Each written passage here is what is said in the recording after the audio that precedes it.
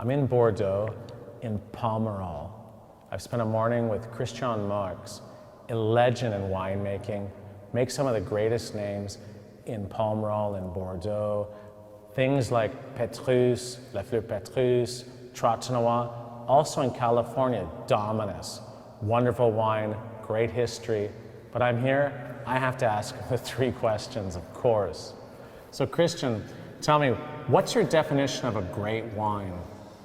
For me, a great wine is a wine which travels well. Mm-hmm. It's like an individual, you know.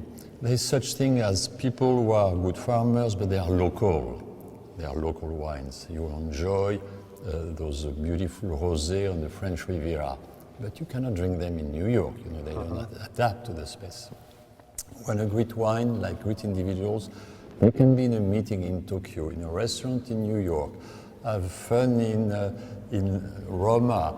Yeah. They are always great. So they adapt to the circumstances. They have a dimension which is above 99% of the wines. That's beautiful. Really that kind of spiritual adaptation, I would dare to say.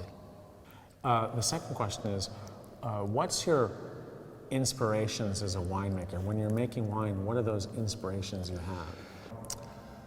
Well, without looking pretentious, for me, I'll try to relate it to the spirit of the place, which means in Bordeaux you have to be classic. Mm-hmm. And here we live so close to where Montaigne, who was such a famous writer, and mayor of Bordeaux, by the way, lived, that Montaigne with the essay, and aren't we trying harder each time to produce the best possible wine?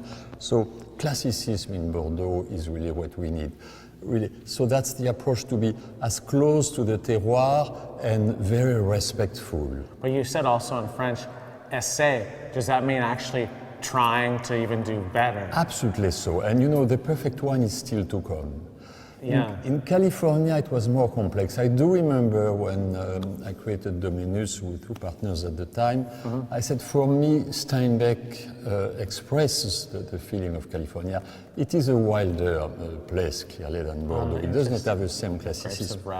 So we need a little more spiciness. That's why I introduced the Petit Verdot, for instance, to have that kind of spiciness in the blends in California. So that's what I will name. Spirit of the place. The final question is, what's the greatest bottle of wine you've ever drunk in your life? Oh my God, I've been so lucky, you have no idea. But I will name, at least for France, I will name La Tour Pauillac 1926. I love that one, it's so complex, so deep. It will age forever. And maybe one favorite in California, just for fun, BV 68. Because as you probably don't know, I picked at BV in 1968. And it happened to be a great vintage. I was friends with Andrei Chelichev. I picked at BV and I test it from time to time. I have a few bottles. It's one of the best Californian wines I ever drank. But otherwise, La Tour 26, worldwide. Fantastic. Yeah. Thank you. My pleasure.